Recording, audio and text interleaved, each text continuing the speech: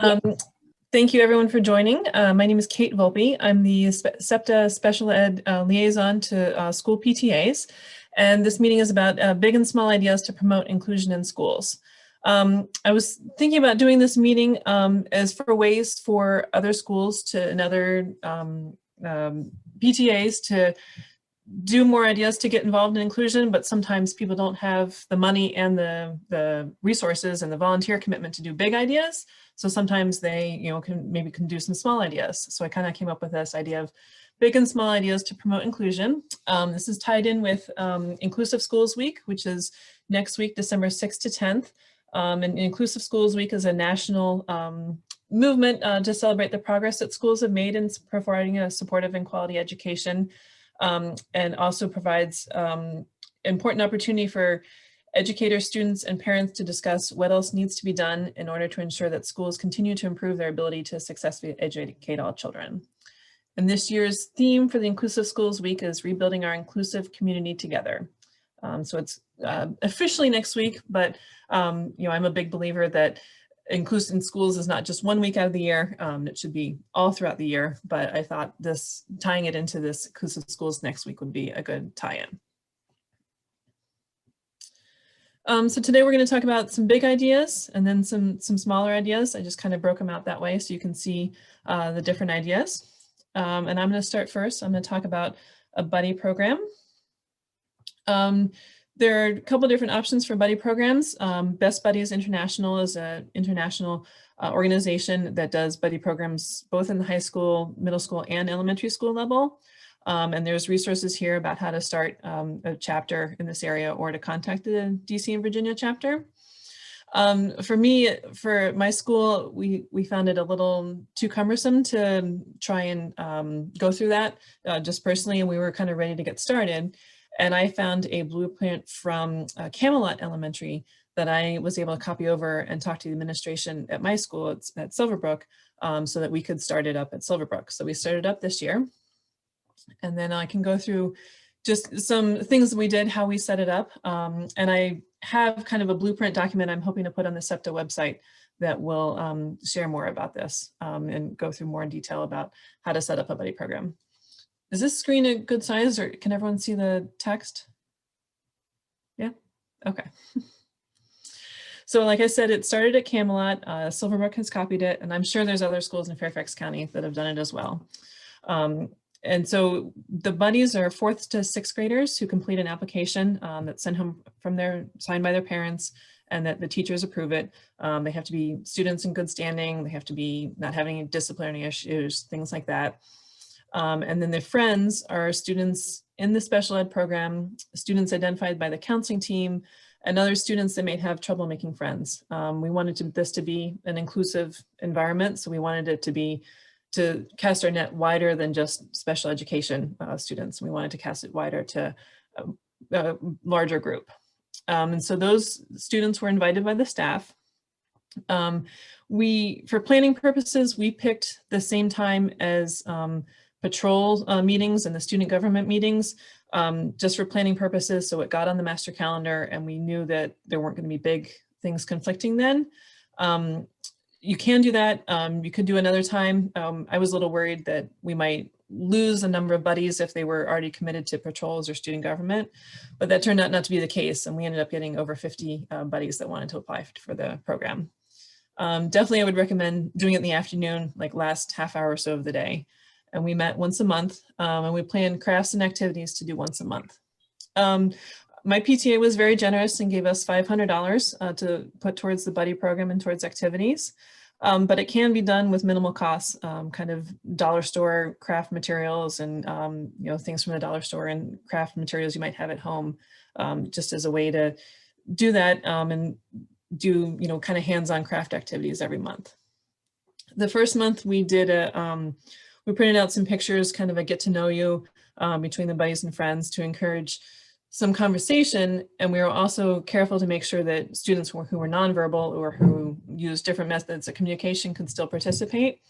And so the handouts we printed out were like pictures of things like your snack. Do you like pizza or French fries? And then some kids could point to what they wanted to if they weren't comfortable speaking, that kind of thing. So we've been doing this for 3 months now, and it's been really successful and gotten a lot of great feedback from it. And I'll be posting a document on the Septa website soon about kind of how to implement it for other schools if they want to look into this. But definitely you need to have your school administration on board, and ideally involve the PTA, and if there's PTA funds that they can contribute, that really helps to go a long way. So I'll pause there to see if there's any questions about that. I have a question. Yeah. So for the buddy, so my oldest is in 1st grade.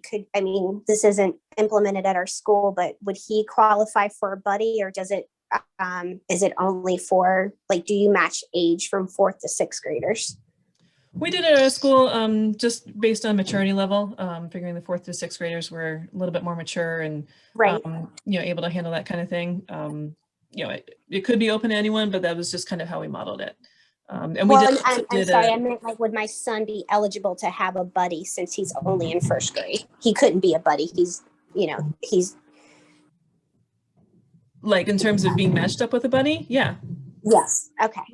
Yeah. And we also did a training session with the buddies, the 4th to 6th graders, just to talk about, how kids might communicate differently, how to be a good friend, things like that. They kind of did a separate training session. The staff did that before we started. Any other questions? Will this is my first meeting, I'm sorry. Will this presentation be shared so I can go to the link to see how we get this program in our school? Yeah, it will be shared. And I'm hoping soon to put a document on the Septa website. There's already a section for school PTA liaisons, and I'm hoping to put a link under that section on our website. Great, thank you. Yeah. I also see hands raised from Donna. You would be next. Hi, thanks. I just had a quick question, and it might have been answered already, but do kids with IEPs have an opportunity to apply to be buddies as well? I mean, not like on, like in a role model sort of way. Are they, is that sort of role model person limited to non-disabled peers, or can students who have IEPs apply to serve as a buddy to somebody else as well?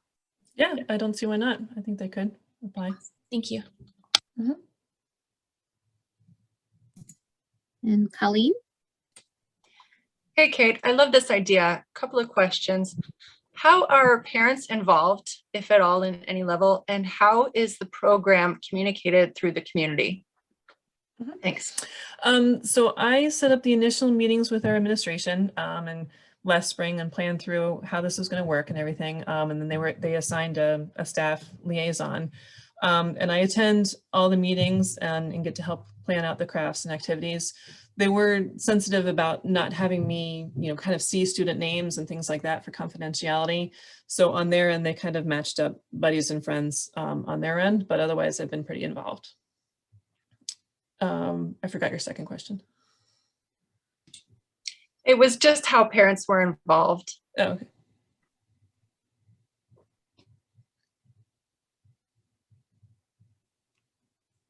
Any other questions?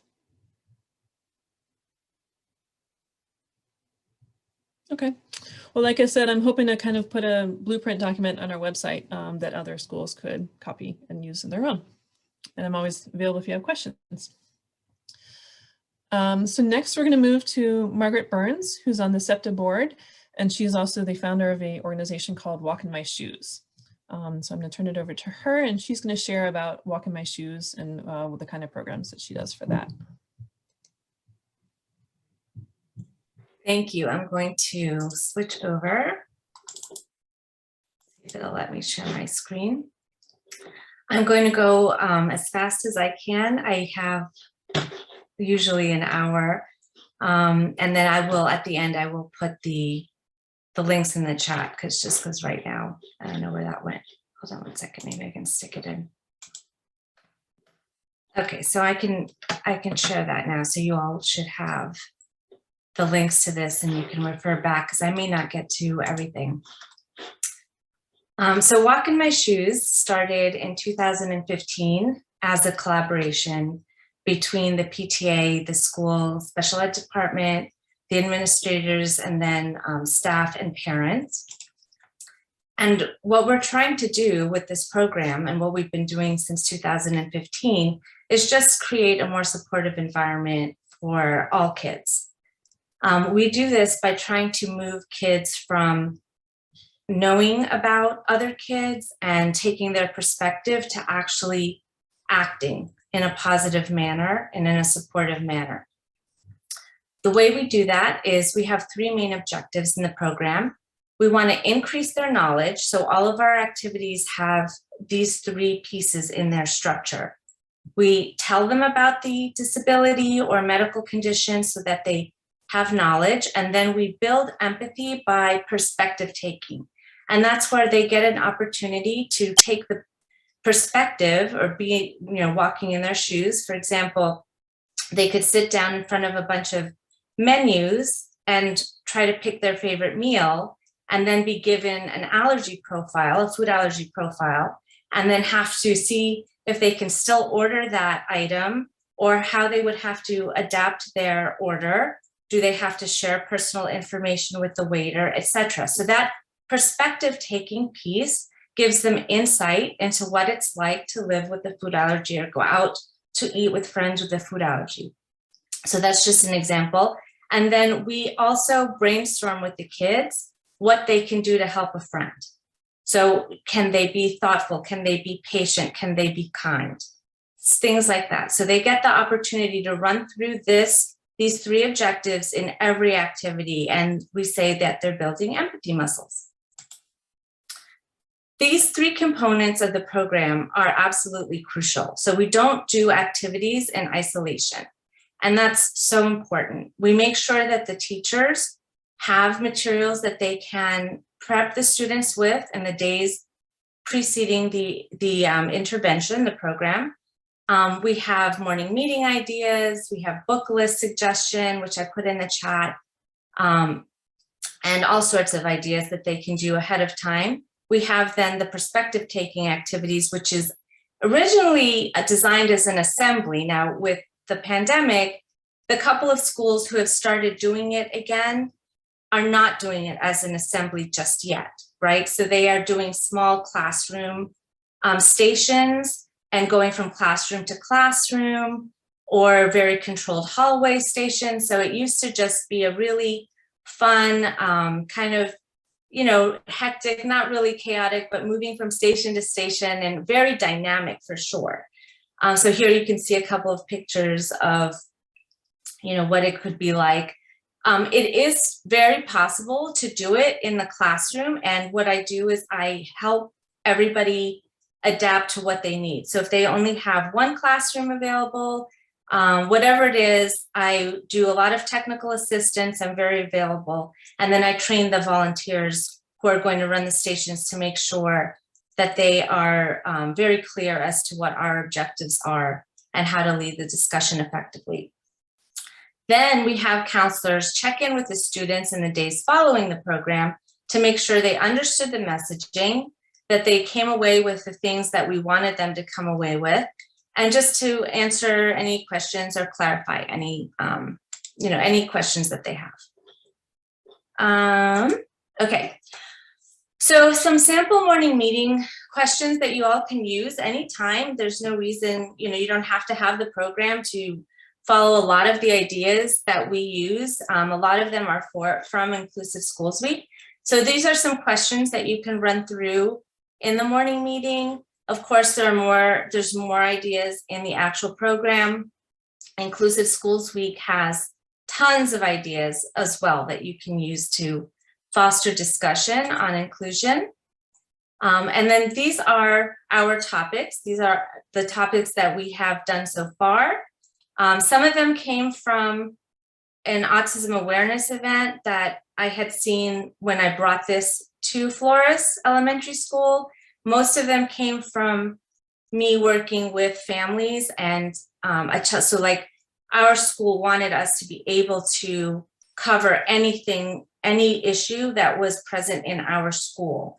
And so that's what I did, was I worked with families within our school and sometimes with their therapists as well, to develop activities that represented that child, on behalf of the family.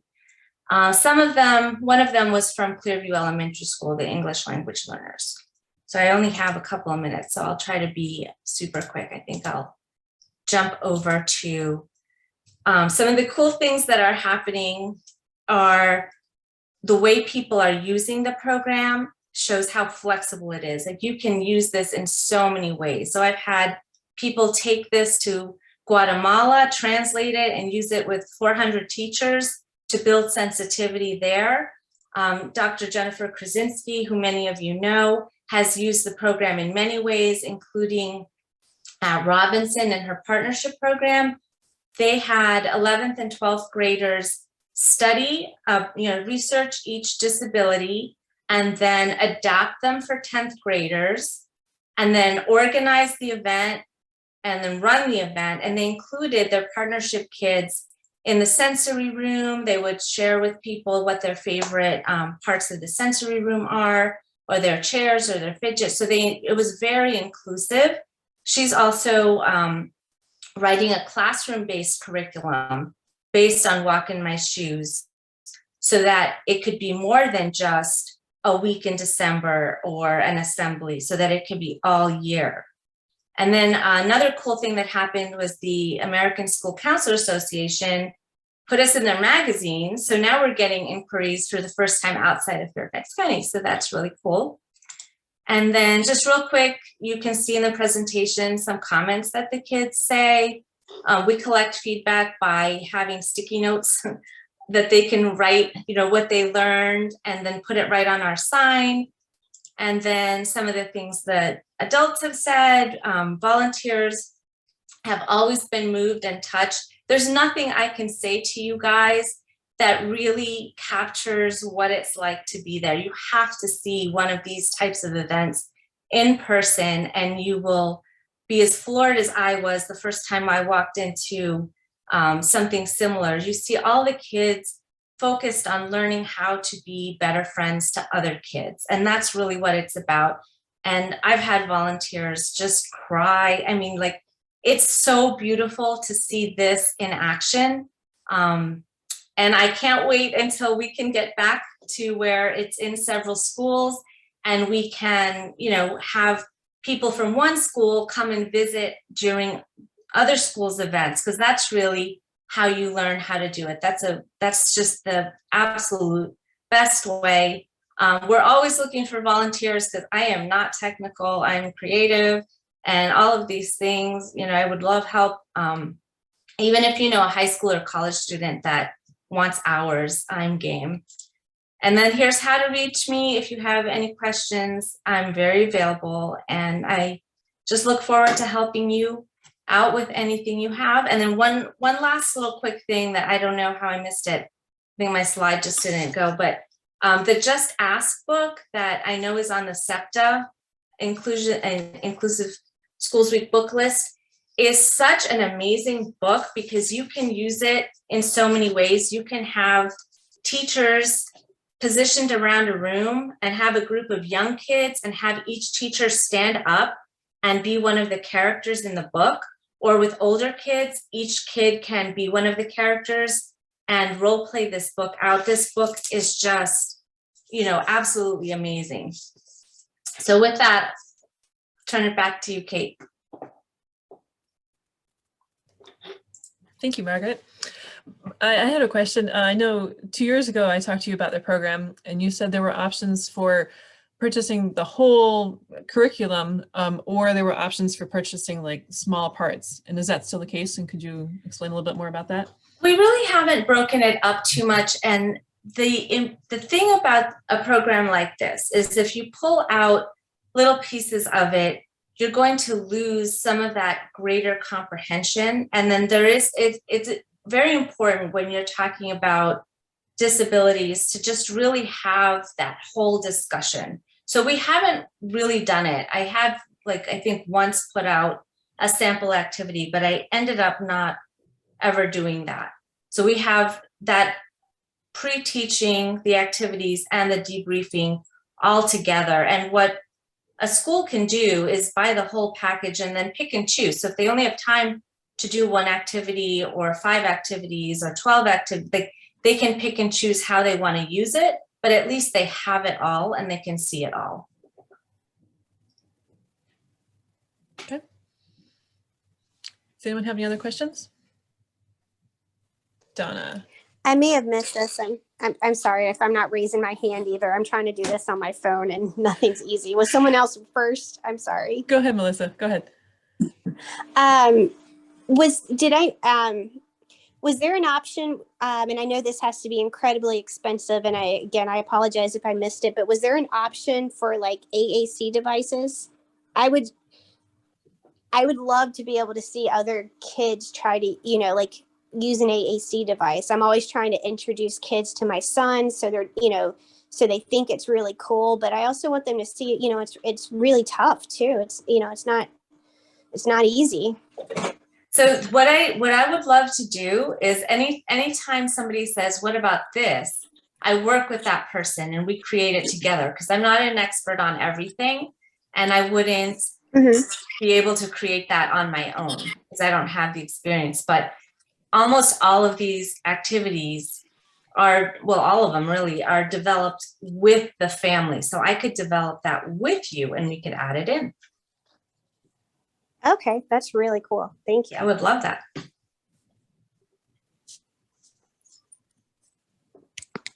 Great. And then Donna, did you have your hand raised? Yeah, I just wanted to compliment Margaret on her brand new blind and visually impaired, I don't know what you call it, module or The visual impairment, yeah. Yeah, that it's the new one is just absolutely wonderful. She was very humble about it, but Margaret actually worked with a really rock star group of blind mentors in developing that.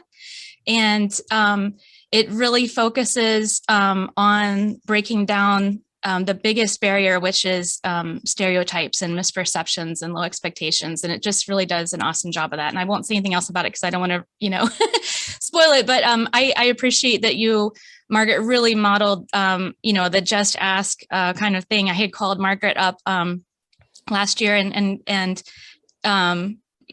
asked her about, some suggestions and things. And she just was so open to really wanting a first, lived experience to inform her her program. And I just am so impressed by your willingness to work with others and to listen, because I think that really, none of us are ever going to have, we're never going to have all the right answers all the time, but it's that willingness to listen to the lived experiences that will best inform our practices. So thank you, Margaret. And I hope that anybody who's thinking about possibly buying the new version of the visual impairment one, please want to encourage you to do that because it's definitely worth it.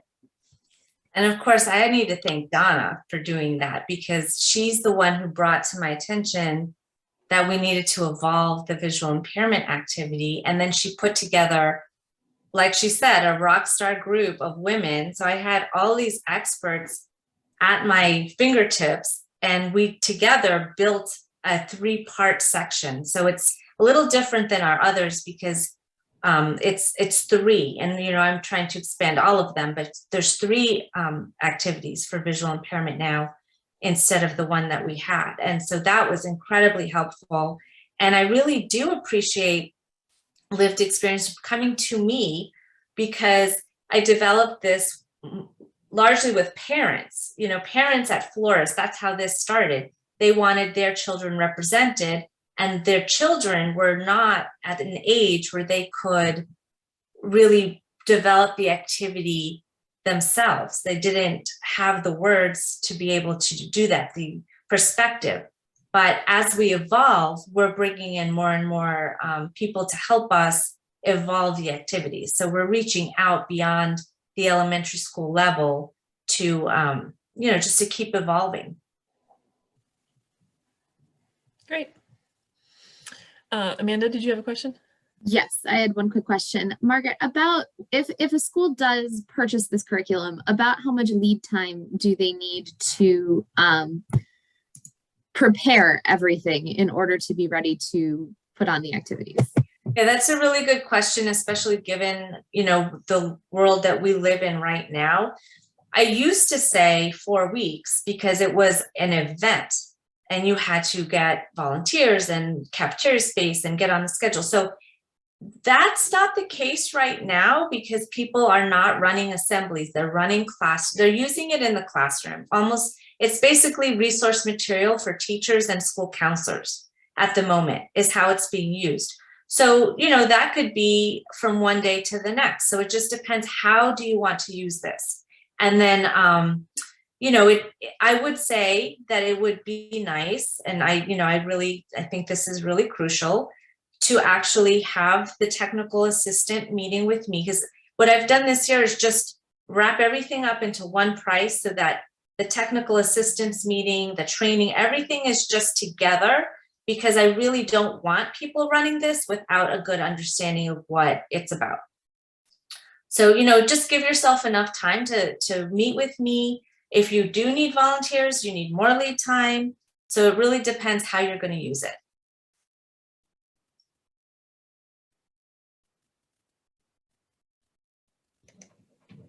Okay, great. Hey, Margaret, Yeah. I don't recall, I'm sorry if you had mentioned this or not, but would you also just mind sharing that about the fact that you're a not-for-profit?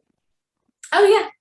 So we started out as a PTA program and now we're a nonprofit. And so we have our 501c3. I don't even know how to do like all these Facebook fundraisers. Everyone's saying it's Giving Tuesday, do your thing. I have no idea yet how to like really fundraise this, but we are a nonprofit, and you know, all of this goes to the organization.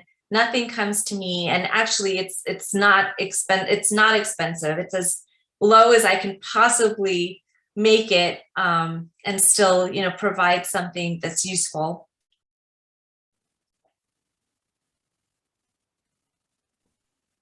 I think there was a question in the chat also.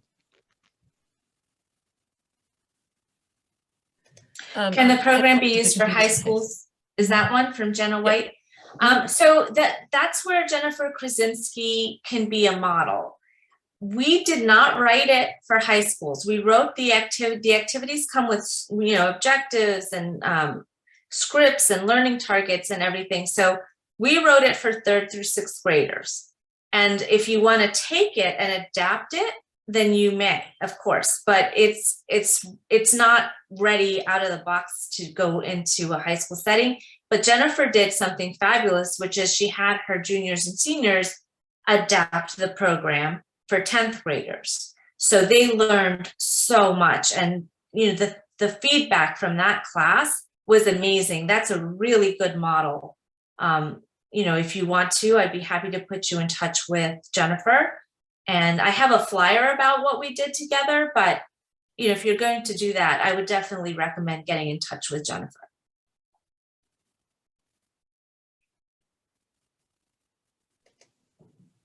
All right, great. I think there's no more questions. So now we're going to move on to smaller ideas that are small things that you can implement without, some of these things probably talk with your administration about, but some of these can be done even in the class level, talking to teachers and things. So I'm going to go back to my presentation, and share.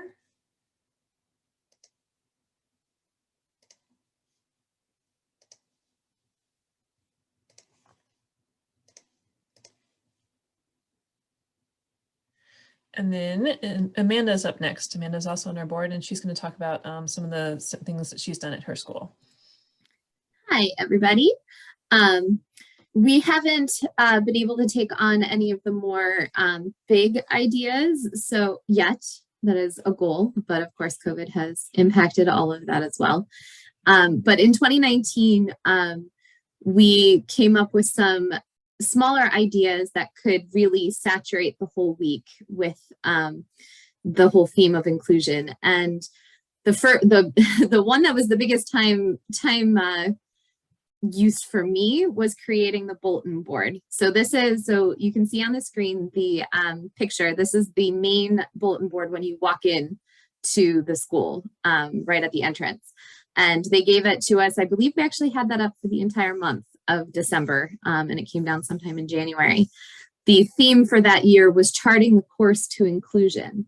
So what we did to make this an interactive and inclusive experience in the school, if you see multicolored island groups, each of those is a different grade level. So red is kindergarten, orange is first grade, yellow is second grade, and each island is a different classroom.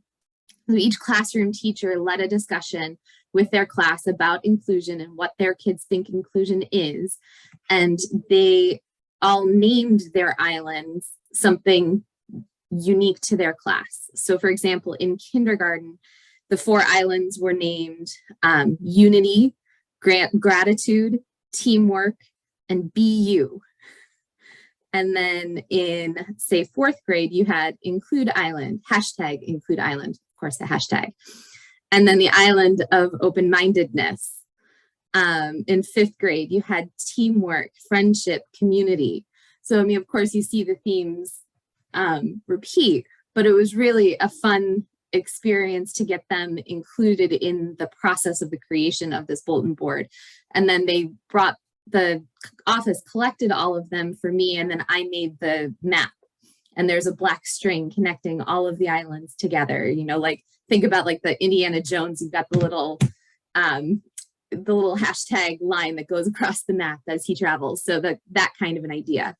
And our librarian put together an amazing, you can see at the bottom, an amazing sample of inclusive books to display at the bottom of the board for that whole month as well.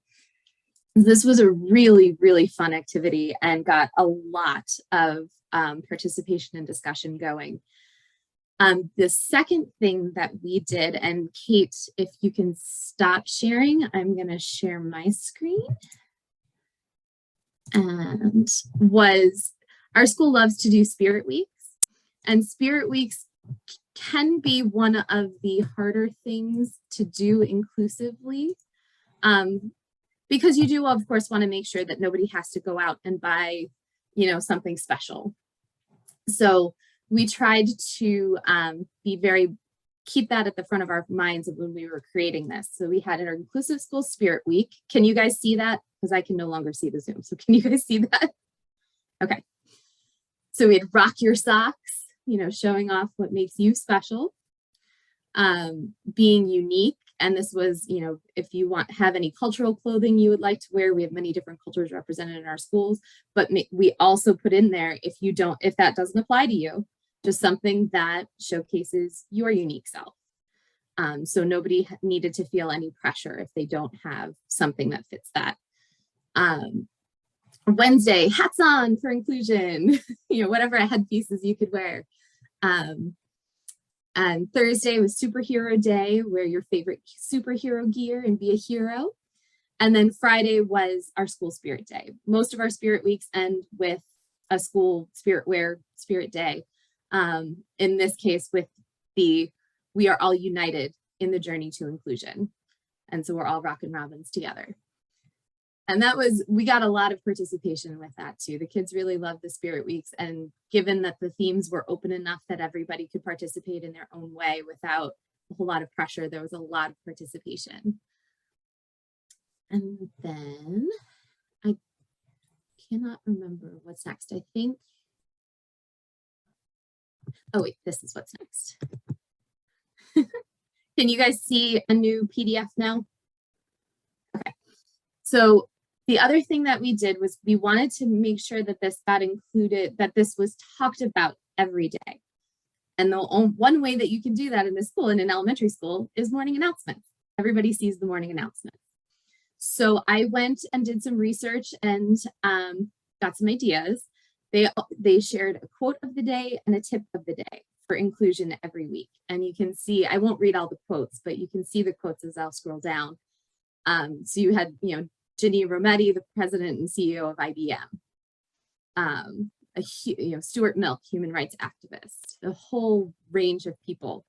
The tips were for giving the kids an idea of something they could do, an action they could take every day to be inclusive, something to put at the front of their minds. So Monday, high five or give us a big smile to 5 new people this week.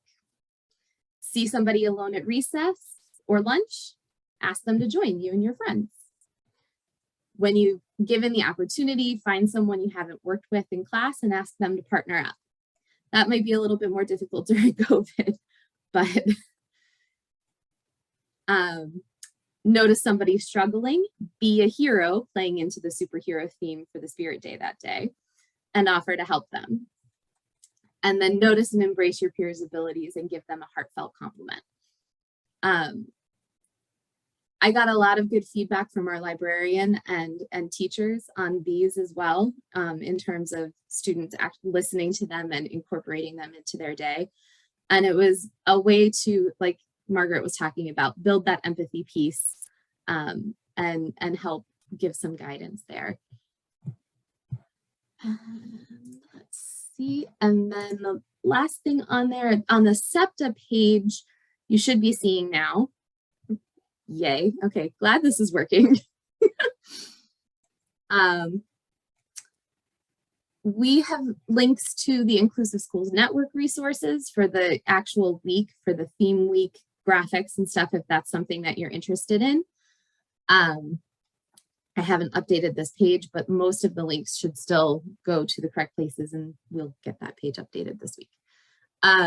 We have also put together some inclusive book lists of our own. You can see them here that are specific to certain disorders. They're not all inclusive by any, like they're not exhaustive by any stretch of the imagination, but they are a place to get started and get some ideas. And if you guys have any ideas that you would like to add to this list, please feel free to email me at any time, vicepresident@fairfaxcountysepta.org. And we can get that to our communications people to update as well.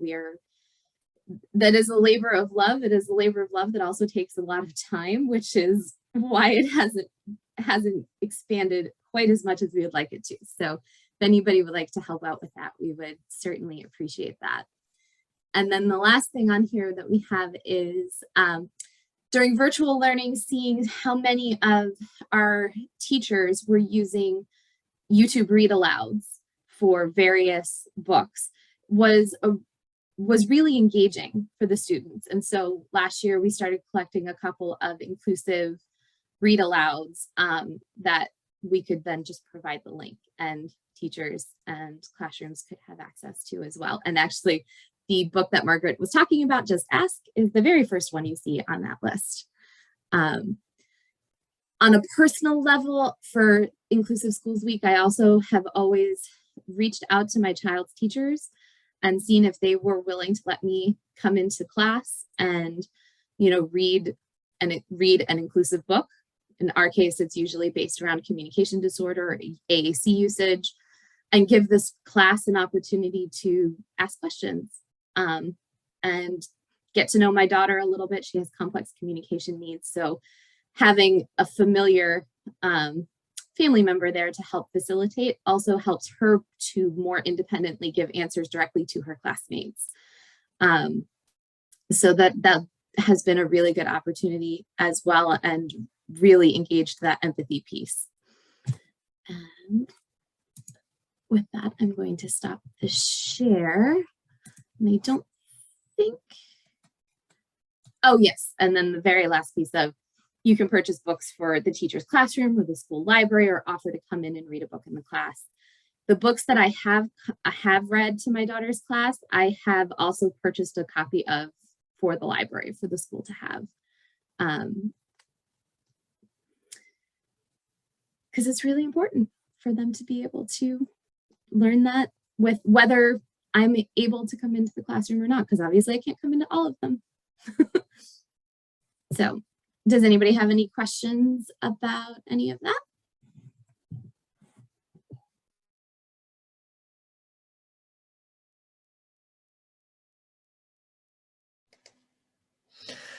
I'll just add a comment that based on my experience from when my son was in kindergarten, you might want to talk with the teacher ahead of time, just an idea to talk with the teacher ahead of time about how questions would be handled and how questions would be answered. I read a book in my son's kindergarten class, and the kids started asking all these questions and started making ties to my son, and I didn't quite know how to handle it. And the teachers, I think, were caught off guard and weren't prepared for that kind of conversation. So I think if I do it again, I'm going to have a conversation with the teachers ahead of time and, just talk about how we're going to address those kind of things. Absolutely. And thank you for sharing that, because that is definitely important. And it also reminds me that I should say all of this was coordinated with the administration at the school. And so for example, the morning announcement stuff, the principal was aware, but I also coordinated with the librarian, who is the one in charge of the morning announcements. So there was a lot of collaboration back and forth, but it was not super time consuming. This was something that like you could, if you wanted for next week to do this now, a lot of these things, maybe not the bulletin board, but a lot of these things you could decide right now to do next week. Yeah, great. Thank you. I guess I'll go back to sharing again.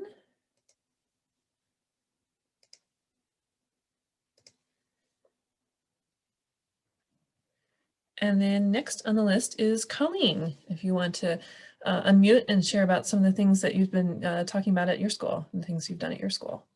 Sure, thanks, Kate. There's been some really great ideas shared so far, and I'm just really overwhelmed at some of the brilliance that has come up tonight in this meeting. So thank you all for sharing so far. My name is Colleen Jones. I'm a parent of 3 boys. One's at Carl Sandburg and 2 are at Holland Meadows, and my youngest son has autism. And so when I joined our PTA at school, I was looking at how we can make PTA events more inclusive. So one of the things that's really popular at our school for PTA events is when we have a math night or a science night. Pre-COVID, we would have students and parents gather in our cafeteria and play various science or math games. That cafeteria gets overwhelmingly loud, even for me. And so I had the PTA make sure that we reserved a classroom outside of the cafeteria and call it the quiet room. So anyone who may experience sensory overload has an opportunity to go to a different classroom, play the same games, and they can take their friends or their parents with them and just experience the same kind of activities in a low or a quieter room, so they don't experience sensory overload as quickly. When we do plan other events, I also want to make sure that we use inclusive language. And this goes back to Jenna White's question in the chat about how to do a 5K. When we do our PTA annual fundraiser, instead of calling it a fun run, we use our school mascot, which is a hornet, and we call it the Hornet Hustle. That way it's using inclusive language so people can participate, whether they're running, walking, rolling, skipping, whatever they want to do. They just travel. It's usually about a mile. They don't have to make it the whole mile if they don't want to. So everybody just gets moving. That's the whole point. They don't have to achieve a certain distance or a certain time. They just get moving and they experience that fun activity running around the schoolyard with their friends. So I think that's just 2 things that we've incorporated at our school regularly that cost no money. And it's been able to open up events for people that may not have participated before. That's all I have. Thanks.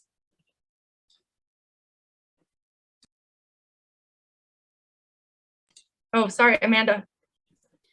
I just wanted to piggyback off of what you said. Thank you for saying the quiet room, because we've done that too. And what we've got a big like Blizzard bingo thing every year. It's one of the huge fundraisers of the year. And of course that cafeteria, like you said, is just, oh my goodness. Like even I can barely handle being in that room for as long as that is. It's just loud. What we ended up doing is using, so the cafeteria has a music stage and also has like, it's walled off to be a classroom during the day, even during lunch periods and stuff. So we put our quiet room back there, and it was quiet enough.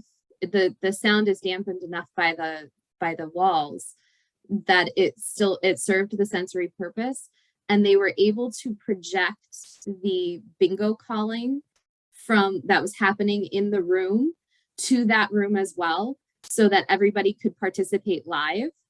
And Oh, it was that's brilliant. close enough that you could still, you know, do the respond of bingo, and they would know in time and, you know, be able to participate that way. That is great. Thanks Yeah, for sharing that. it was really cool. And we brought in flexible seating, like teachers brought in bean bags, and we turned the lights down low. It was a great event, and those sensory rooms are fantastic. No, I love those ideas. Thank you.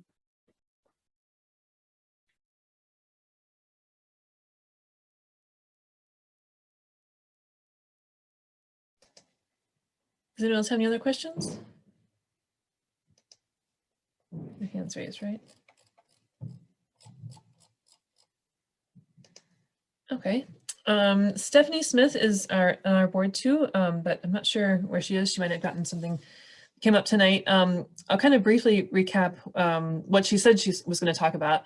It wasn't necessarily about inclusion per se, but I remember she was saying something that I've done at our school too is the open house events at the beginning of the year where all the kids come and meet their teachers were so overwhelming for my son.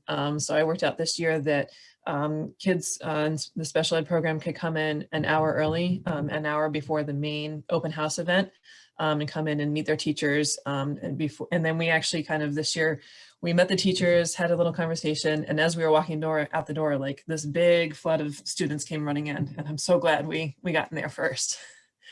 So that was something that Stephanie mentioned that she's done at her school. And then she also mentioned she did, you know, coffee with the principals and the admin, you know, meet the principal type thing, but also the special ed admins were sharing about the different curriculum they use in the school and things like that. So those were also very interesting ideas. That is all. I'll just go over a few wrap up things here, and then I'll open it up a little bit for discussion. So like I mentioned for the buddy document, this is the second bullet point about, I'm gonna work on a kind of blueprint about how to start a buddy program and put that on the Septa website. And I think I'm also gonna take a lot of the ideas that were shared here and put them into like a one-page document that could be shared with principals and admins about, you know, easy things that could be implemented in schools, like the Spirit Week and the morning announcements and things like that. And I'll put it, hopefully put it on the Septa website for everyone to share. And then just a reminder about the inclusive books list on our Septa website. And Amanda's open to more ideas for suggestions of books you know, to help boost that resource. Oops. So before I go there, I'll kind of open up this discussion if anyone wants to turn on their camera and talk about things you want to implement in your schools or any obstacles you are worried you might face when you're implementing anything, if anyone wants to share any ideas they have.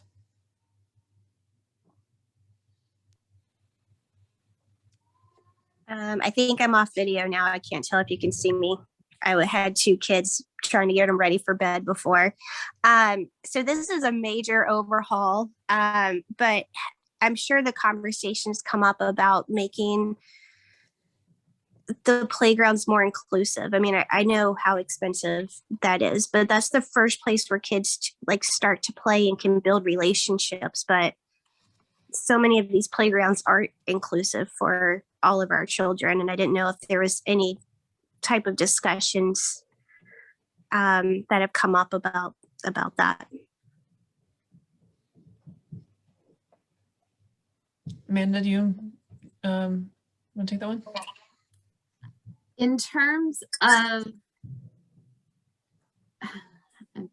I know that there have been inclusive playgrounds built, and from my understanding, most of them have been from that school's PTA fundraising for that project.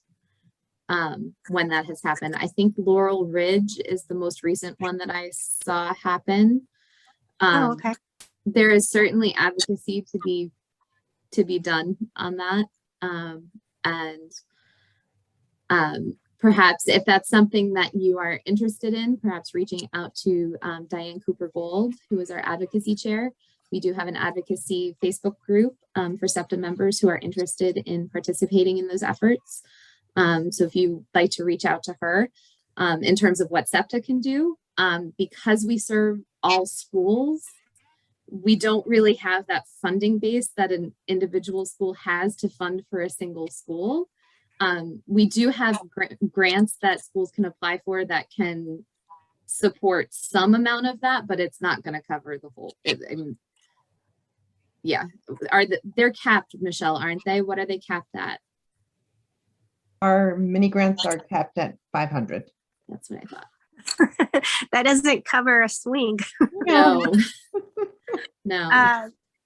Do you mind putting her name in the chat? I will reach out to her. I've actually been trying to advocate a lot more, just even with my work and getting people to do that and advocating more in the community, because I'm just actually shocked that I feel like Virginia just doesn't have a lot, or they'll say something's adaptable or accessible so I can get my son's wheelchair on the playground equipment, but it's in mulch and I can't get his his wheelchair over the mulch. And I'm like, come on. Yep. Michelle just put Diane's name and email address in the chat. I will also follow up as well, because I believe you said your child uses AAC. Yes, I have one that uses AAC and one in a chair. Yeah, so I'm right there with you. So I'll put mine in there too if you would like to connect on AAC related. And me. Hi, how you doing? I actually have some really good news on that. The school that we have here on post, actually, I put up for a grant, and I was told by the vice principal that it had been approved. I haven't seen anything come from it, but it is basically the large AAC board. Those are the ones yes. And they have that. And I first found this grant in Howard County, but it's not specific to the state. There are other similar ones. So I'm hoping we can get that here at some of the schools and even in some of the city. But if we can start with the schools, it was fairly, it was within reason. Right. So that's the other issue. But my kiddo walked up and would push it and go, play, swing me, to ask, will you swing with me? Which was huge at the time, because it also allowed other kids to go and to point just to the picture. It doesn't talk, but right. But yeah. So yeah, let's get it, mama. We can do it. That's an easy one to start with. That's the low hanging fruit. And it's just one more advocacy piece to put on every playground and just make people more, or children more aware. I love it. I love you. Definitely. Well, I'm Kaylin Urkel. I'm the military liaison. I've got 2 kiddos that have those needs, and I love to find a grant and in every state, because military, you get a tour for free. Right. So, and the other thing for going into classrooms, I put in the chat that for World Down Syndrome Day, we had a party at my kiddo's class, and the kids were asking all kinds of questions. So why does William do that? And why does William throw? And so we did marshmallows with Chubby Fluffy Bunny to show what is going on with your tongue. We put gloves on them and made them do buttons for fine motor and different things. That go, oh, so he's actually really strong. I said, yes.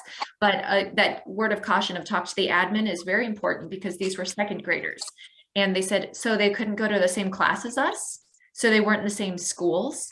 Why can't they go to school with us? And it was right after Martin Luther King Day. And immediately we had kids going, so this is segregation. And I was like, yes, it is. Now, wow. And I'm telling you, the teacher handled it like a champ, and they were ready for it. But also having those books. So just what we're asking for is not impossible. And I find that a lot of parents that don't have kids with, in the special ed program are very willing to do that. They just don't know. And if we give them something specific. So just to say, like, a lot of these work, and well done, presenters. Good job. So, yeah, sorry. I do this. I do this in the meetings. Amanda, Michelle, I'm sorry. But yes, my contact info is in there, whether you're military or not. And, this is really exciting, y'all. I'm very encouraged. Thank you. I see something in the chat from Martha Kilburn about, would that be something the SEAC could help keep in the forefront for school board, that playground modifications need to consider accessibility? That is absolutely a fantastic idea. And I would highly recommend, I sit on the SEAC as the representative for Springfield District.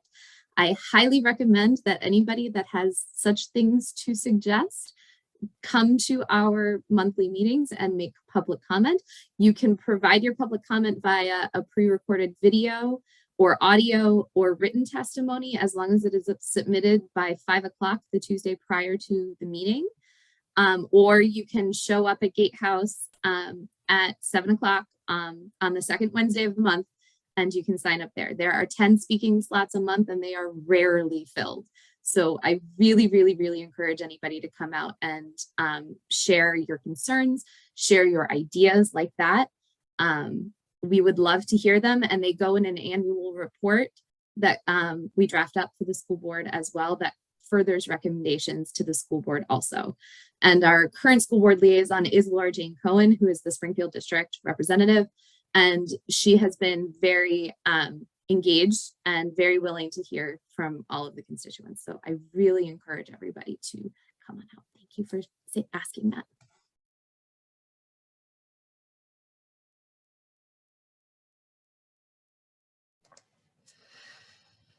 Does anyone else want to share anything they're thinking about for schools? If not, we can go ahead and wrap up. So we mentioned it about our some of our mini grants that Septa has funded. Mini grants have funded inclusive libraries for schools, inclusive books lists, and we're currently doing a fundraiser, a no fuss fundraiser for Septa. We don't want to sell magazines or wrapping paper or candy or any of that kind of stuff, and we made it kind of a tongue-in-cheek fill out the IEP, and you can donate based on different levels based on the different sections of the IEP. So the link is down there, tinyurl.com/armchairfundraiser -Septa. And a link is also available on our website. And then just follow us on Facebook and Twitter. And if you're not a member of Septa, please consider joining at fcsepta.ptboard.com. And membership dues also help support these events and help support our mini grants. Does anyone know on the IEP when you can check that if you have Medicaid and that that school can, or I guess the school can bill Medicaid for the services your child receives in school? Does that money go to the special ed program, or does it just go into a general ed fund?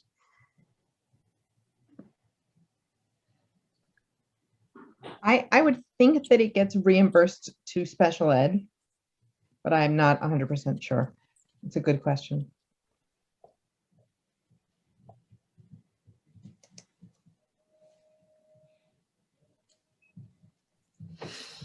I see That's all Donna's for the- hand up go ahead. also. Do you still have a question, Donna? Sorry, yeah, I just wanted to make a quick comment. I just wanted to, and I'll drop a link in the chat, but I wanted to make everybody aware of something that I just learned about this year. I know we've been kind of talking about this on the Facebook page too, but there's something called the Web Content Accessibility Guidelines.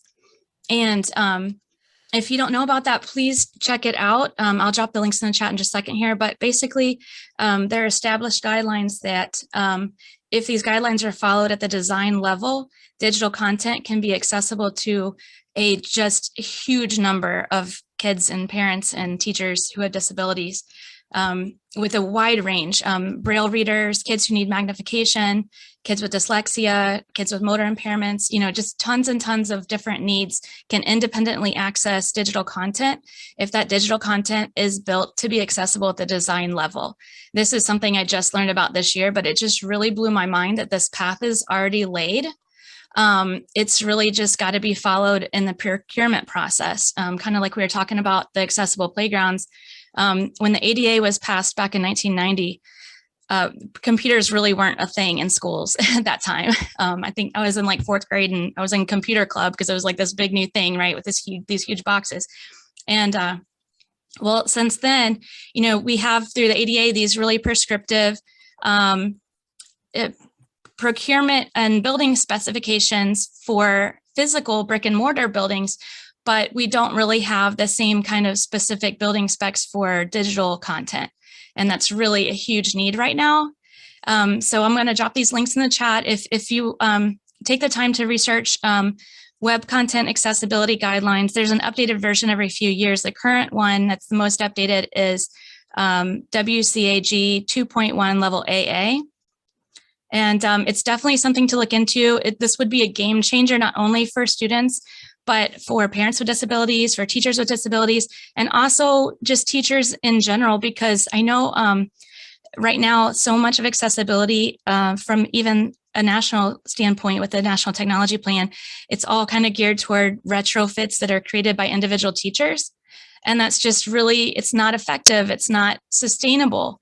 So what we really need to do is get the district and all districts to shift that responsibility from individual teachers to the vendors where it belongs. They need to be writing into contracts that these vendors are financially responsible through hefty penalty clauses for providing materials that are accessible and fully compliant with web content accessibility guidelines off the shelf without a need for retrofits. So I'm going to drop those links in the chat, and I have a habit of talking too much. So that's all I want to say. Thank you so much for the awesome presentations tonight. And I think Michelle has an answer for Melissa. Yep, Melissa, you were the one asking about Medicaid reimbursement funds, right? Yes. So I just used the magic of Google and did a little bit of hunting. And it does say on the FCPS website somewhere that the revenue generated from the Medicaid reimbursement program will be used to enhance the mandated special education programs. So it doesn't say specifically that it goes back directly to the departments or the teams that provide the service, but it looks from the website at least like it does go to special ed. Okay, great. Thank you so much. And finding things on the website is never that easy, so my pleasure.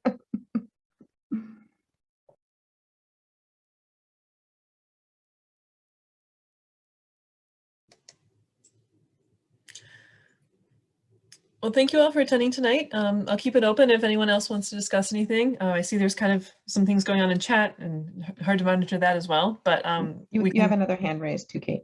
Oh, I can't see that. Oh, Brenda. Brenda, okay. Go ahead. Hi, everyone. Hi, I'm new. This is only my second time attending. I have a son who just started at Old Creek Elementary here in Fairfax, and we're coming in from Hudson Valley, and in our small town in Cold Spring, there was an ICT program, an integrated co-teach program. And apparently, I guess, I believe it was Amanda who said that there are such programs here, but it's not the norm. And what can we do to make this the norm? Because in some, because I was a substitute, and that's how I discovered it. And I noticed that that is the type of program. For example, my son is in the enhanced autism program, but he's not doing well at all because they have him in there with fourth graders, and it's a very small school. And so I'm presenting this idea to administration and his teachers that perhaps he could be placed like in an ICT program with children his own age in a first grade classroom, since he is a first grader. And they just, they say, well, we're such a small school, we just don't have the resources for that, although he pretty much has an aide with him the whole day and his special ed class. So I don't know, I just feel like that would definitely be very inclusive, because what I witnessed back in our former school was that the neurotypical children also learn a lot from the atypical children, just working side by side with them and learning tolerance and acceptance. And it was I thought a very successful program, and I feel like we could definitely benefit from that. I really thought that being a bigger school district, we would have something like that here.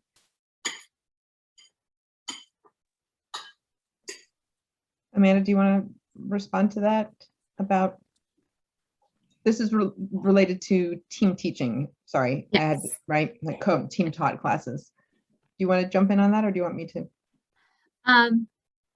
In terms of what we can do to help make it, more the norm, I think that's where the advocacy piece that we talked about comes in. So again, I would encourage you to reach out to Diane and join that group. From my understanding, and Michelle, you feel free to jump in, but from my understanding, team teaching is more available at a secondary level.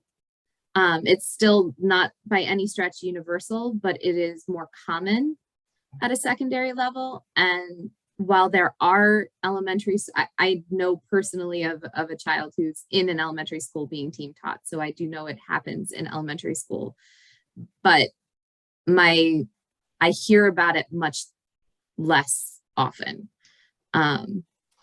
Yep, in the high school, it's a little bit easier for them to do team teaching because the teachers can spread out over multiple subjects that way.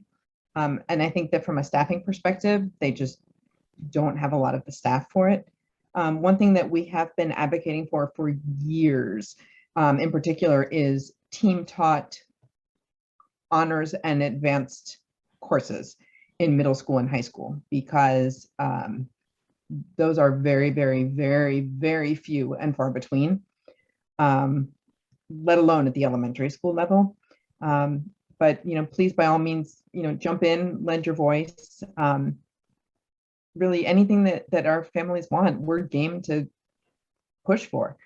And we think team teaching is really important, because the alternative is that you assign IAs, and, if you can do a team taught class and impact more kids at once, why wouldn't you, right? You need the teachers though.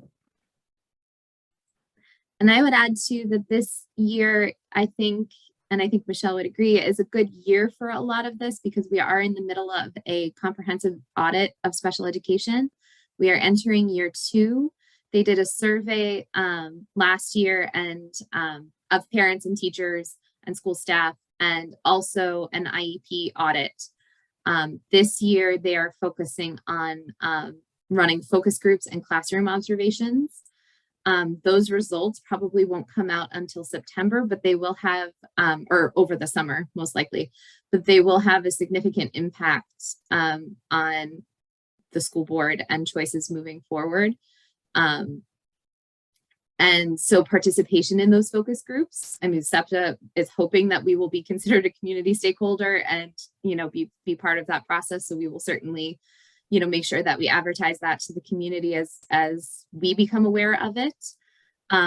Oh, Michelle, this may also be a good place to. I was going to do that. Yes. Yeah. Okay. We have the same mind. So Septa is honored that we were one of 4 school systems nationally to be invited to participate in a national PTA grant looking at family school collaboration. And what that grant is going to entail is us hosting 3 or 4 parent focus groups. And once they're going to be run by professional facilitators, they're going to be doing all the data work. And at the end, we're going to get a nice report back from them, which we can be sharing with the school system. So it's not connected in any way to the special education audit, which is being run and paid for by FCPS. But this is an awesome way to get parent voice heard. And we're going to be holding those. We just got the dates. They're going to be at the end of January, beginning of February. So just keep an eye out for us to be publicizing them, and sign up to come make your voice heard. Yeah, and the results of this are going to go to impact the National PTA has family school partnership standards. So the voices that we provide at this are going to impact how that gets put out nationally. So making sure that disability aspect is included as part of that process is really important. And I believe, Michelle, that we are also going to have a fully Spanish session as long as we get enough Yes. signups. Yes, I believe they did. They slotted one of them to be for staff, and I think one to be in Spanish as well, if I'm remembering correctly. Yeah, and I think we might have 4. I think we have 2 other ones, and then those 2, I think. So we will share more information to come as we are allowed to share. That's Awesome. Now, what is, you all mentioned the Diane's group. Who's Diane and what's her group? I'm sorry, I'm Diane is our advocacy chair. So she runs an advocacy committee, and so far the easiest way we found for the committee to collaborate consistently is to have an ongoing Facebook group where anybody who is a SEPTA member is welcome to join and participate in the advocacy discussions. And what happens there impacts the advocacy that then, like Diane brings what's there to the board, which it then impacts the advocacy that we do with the district. Does that make sense? Did I feel free to jump in, Michelle? Well, I just from an advocacy perspective, we were told by the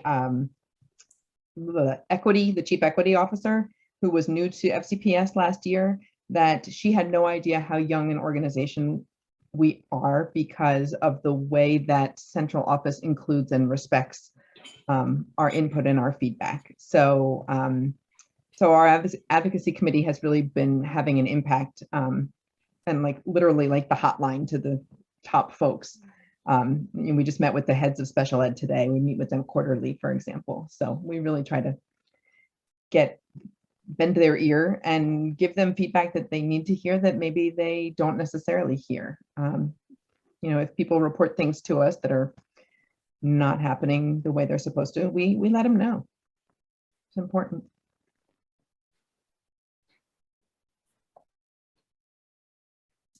Does that answer your question, Brenda? Yes, thank you. Thank you. I'll reach out. So I would reach through the Facebook group, to the SEPTA Facebook group. I'll put her email in the chat. Okay.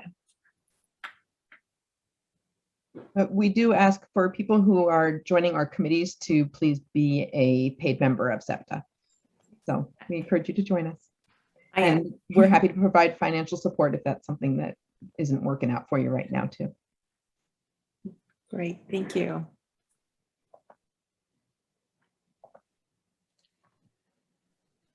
Did anyone else have anything they wanted to share about struggles they're having in their school? Or, you know, you guys are, thank you for attending. If there's nothing else, you guys are welcome to sign off. I can stay on if anyone else is interested in anything. Thank you. I just want to add, if anybody wants to share the ideas that have been going on in the chat, if you look down at the bottom of your chat window, there in the right-hand corner, there are 3 dots.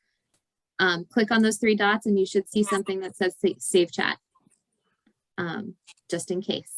There are so many fantastic ideas in there and links. So a good way to capture them. Is it saved in like Zoom or is it saved as like a text? It saves to your computer as a text or a doc. I'm not sure which, but it saves to your computer. Cool. Yes, I'll definitely be saving that.